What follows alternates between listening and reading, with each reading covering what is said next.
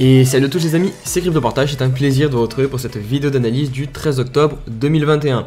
Le BTC a décidé enfin de nous imprimer une petite correction puisque cette nuit il est venu chercher les 54 000 $. Léger rebond en cours, on est de retour à 55 000. On verra ce que ça donne sur les graphiques dans la partie de l'analyse technique. Du côté des altcoins, bizarrement, on n'a pas tant corrigé que ça. Vous le voyez, il n'y a pas de rouge. Ethereum toujours situé aux alentours des 3500 $. On a même quelques altcoins qui sont bien plus orientés dans le vert avec Solana plus 5%, Polkadot plus 8% de retour à 35 $. Et vous le voyez tout en bas en vert, il n'a pas pu vous échapper, le BNB qui nous imprime plus 16%. Il y a pas mal de news du côté de Binance, je vais vous les partager dans la vidéo.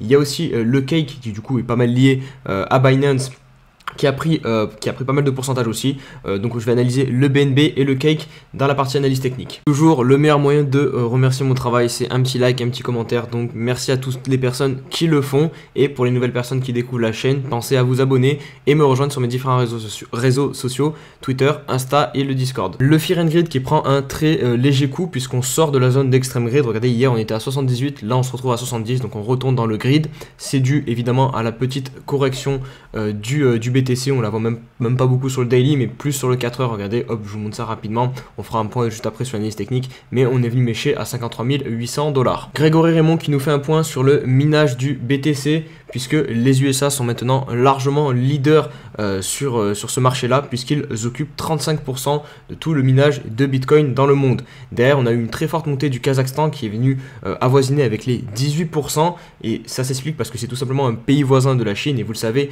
en Chine, les mineurs ont été interdits de miner du Bitcoin, donc les mineurs n'ont pas cherché bien loin, ils sont allés juste dans le pays à côté, donc au Kazakhstan. C'est pour ça que le minage au Kazakhstan représente 18% du minage total dans le monde. Et vous avez ici la liste des pays qui suivent avec en Russie 11%, le Canada 10%, l'Irlande 5% et enfin la Malaisie 5%. Octoberb qui nous met en avant ce graphique qui présente en fait une sorte de saisonnalité sur les altcoins season, et vous allez voir que finalement on tombe plutôt bien à quelques jours près, quelques semaines près, mais là globalement si on prend l'historique de ce qui s'est passé cette année, vous allez voir que ça correspond plutôt bien.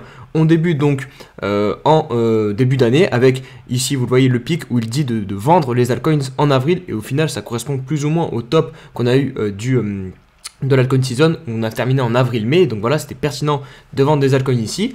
Après, en racheter un petit peu plus bas ici. Alors là, du coup, nous, on est resté plus longtemps en bear market. Mais globalement, voilà, on a acheté jusqu'à début août ici. Vous voyez, ici, c'est août, ça correspond à août. Juillet est ici, août est ici. Et derrière, qu'est-ce qui s'est passé? Hop, en septembre, on a explosé. Donc voilà, vendre sur cette partie-là, c'était pertinent jusqu'à maintenant, jusqu'à début octobre. Et maintenant, vous le voyez avec le retour de la Bitcoin dominance, il est plus intéressant de vendre très certainement ces altcoins pour se positionner sur le BTC. Et enfin, il va redevenir intéressant de se replacer actuellement, parce que voilà, on est déjà mi-octobre sur les altcoins, petit à petit rentrer sur les altcoins pour préparer en théorie la dernière alt season de l'année qui débute fin décembre jusqu'à janvier. Encore une fois, faites bien attention, ça c'est basé sur des faits qui sont passés dans le passé, c'est pas sûr que ça va se reproduire comme ça exactement. Puis il faut bien comprendre que c'est une saisonnalité, donc voilà, c'est pas au jour près, c'est pas à la semaine près, c'est global, donc c'est compliqué, et c'est surtout du cas par cas aussi. Des fois vous allez avoir des altcoins qui vont réussir à surperformer quand le BTC va surperformer. Donc voilà, il faut bien que vous analysez vos alt par alt et pas faire un truc trop global. Du côté de TikTok, on a lancé la première enchère NFT qui est actuellement en vente aux alentours des 6,8 Ethereum, donc ça représente 23 500 $. En parlant d'NFT, ça bouge vraiment tous les jours sur ce secteur, et là c'est une big news puisque Coinbase vient d'annoncer qu'ils allaient se lancer dans les NFT, lancer leur plateforme, leur marketplace de NFT. Donc voilà, vous connaissez tous Coinbase, c'est clairement un géant du secteur crypto. Et là, ça va attirer encore plus de personnes dans les NFT. Donc, comment ils comptent s'y prendre? Tout simplement, ça va être basé sur Ethereum. Voilà, ils n'ont pas cherché compliqué. Pour le moment, ça sera uniquement sur l'Ether. Mais voilà, ils disent qu'ils comptent s'ouvrir à d'autres blockchains à l'avenir. Vous pouvez d'ores et déjà vous inscrire sur la liste d'attente. Donc voilà, comme ça vous serez prévenu quand cette marketplace sera lancée. Mais voilà, nul doute que c'est encore de l'exposition en plus pour les NFT. La hype n'est pas terminée. On va passer maintenant au point Binance. On a deux news qui sont tombées, deux grosses news, une news plutôt mauvaise et une bonne news. On va débuter par la mauvaise. Donc c'est, mauvaise je sais pas, hein, c'est chacun aura son point de vue vis-à-vis de la Chine. Mais voilà, vous vous doutez bien de ce qui vient de se passer. Tout simplement Binance se ferme à la Chine. On avait déjà eu l'échange KuCoin il me semble. et UOB qui avaient fermé leur plateforme aux Chinois. Et là, du coup, c'est Binance qui tout simplement retire notamment le yuan de sa plateforme. Donc, vous ne pouvez plus échanger vos cryptos en yuan. Donc voilà, ils vont progressivement se fermer totalement au marché chinois. De toute façon, c'est ce que la Chine veut. Elle ne veut plus d'échange de cryptos sur son territoire. Donc forcément, les échanges sont poussés vers la sortie. Et la bonne news, elle concerne la Binance Smart Chain, puisque 1 milliard de dollars viennent d'être alloué au développement de la Binance Smart Chain. Donc là, vous avez le découpage de cette allocation. Donc 100 millions de dollars pour le Talent Development, 100 millions de dollars pour le Liquidity Incentive Program, 300 millions de dollars pour le Builder Program et enfin plus de la moitié qui sera allouée pour de l'investissement et de l'incubation programme. Donc j'ai lu rapidement en quoi ça consistait. Et pour par exemple la moitié des 500 millions de dollars du Million Investment Programme, c'est globalement en fait pour rendre la plateforme plus mainstream et toucher les personnes qui ne sont pas vraiment familiarisées avec l'univers blockchain, attirer encore plus de clients. Donc ça c'est très très good pour la BSC parce qu'on sait que il y a beaucoup de personnes qui sont encore réfractaires aux crypto quand il faut quand il faut se plonger, mettre les mains dans le cambouis et avoir ses propres clés par exemple privées, se servir de MetaMask, etc. Il y a des personnes qui ont peur encore. Et du coup, là, s'ils injectent directement de l'argent pour développer ce côté et le rendre plus facile d'utilisation, évidemment, ça va permettre à plus de gens de se connecter directement à la BSC. Allez, on se retrouve pour l'analyse du BTC qui nous a enfin fait une petite frayeur parce que vraiment sur toute cette montée, on était réellement monté quasiment en ligne droite sans trop corriger. Là, pour le coup, on a enfin des signaux un peu bearish. Donc premier, c'est celui-ci. On a cassé la trend qu'on tenait depuis le début du mouvement. Vous voyez, hop, ici cassure. En plus, on a eu le retest. Donc ça, c'est un premier signal qui est bear. On est venu enfoncer le point haut ici, l'ancienne résistance. On n'a pas réussi à la tenir comme support. Pourtant, j'y ai cru. Regardez ce qu'on avait fait au début. Une mèche, hop, chirurgicale, on mècherait la EMA 50 et on revient clôturer pile au-dessus du support. Donc c'était parfait. On aurait pu juste faire ça, hop, et du coup, on aurait liquidé toutes les personnes ici.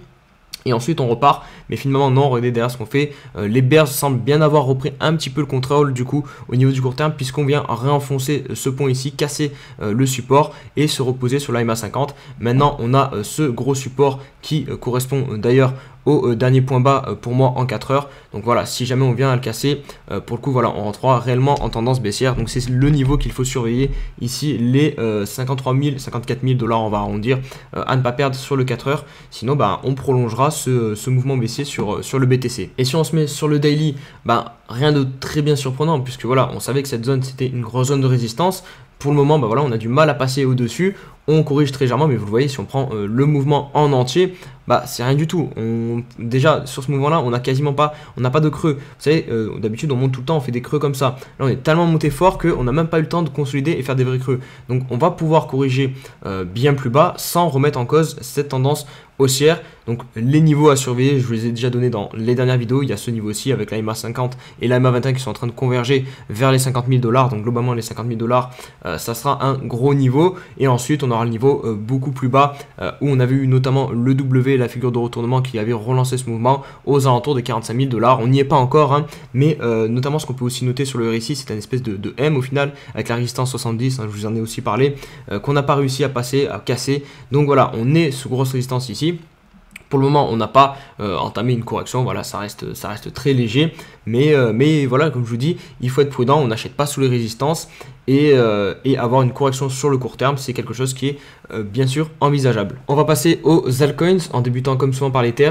L'Ether, ça va être très rapide, il n'y a pas grand chose à dire, on est toujours compris entre les 3600 dollars et les 3350 dollars. Voilà, c'est deux gros niveaux qui sont pas très éloignés, mais pourtant, surtout ce niveau des 3350 dollars, j'aimerais pas voir l'Ether repasser en dessous quand même, ça serait un petit peu dommage. Donc voilà, à surveiller ces deux petits niveaux sur Ethereum. On va passer maintenant à l'écosystème Binance avec le BNB et le Cake pour PancakeSwap.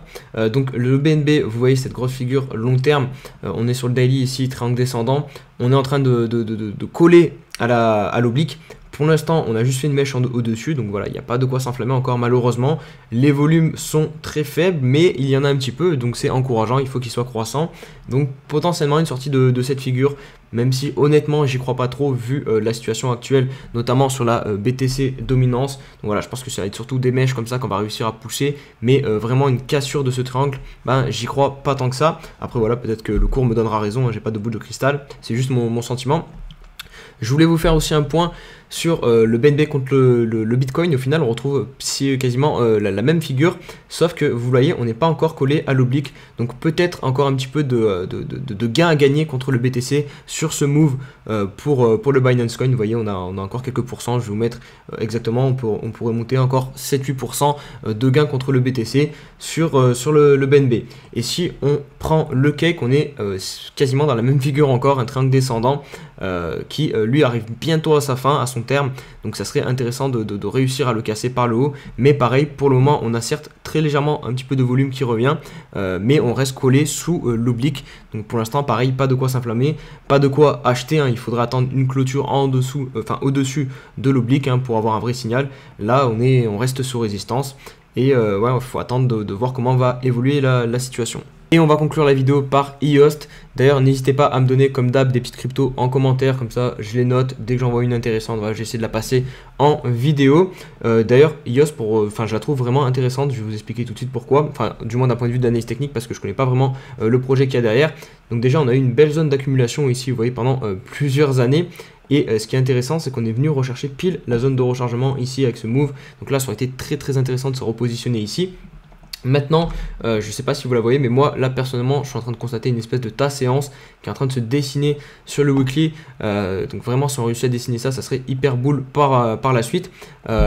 Surtout là, je vais repasser du coup sur le daily. Alors on est dernier petit point, on est aux alentours de la zone neutre sur le RSI. Donc pareil, bloqué sur la EMA 21 aussi. Donc je trouve que c'est des endroits qui peuvent être pertinents pour rentrer sur une crypto.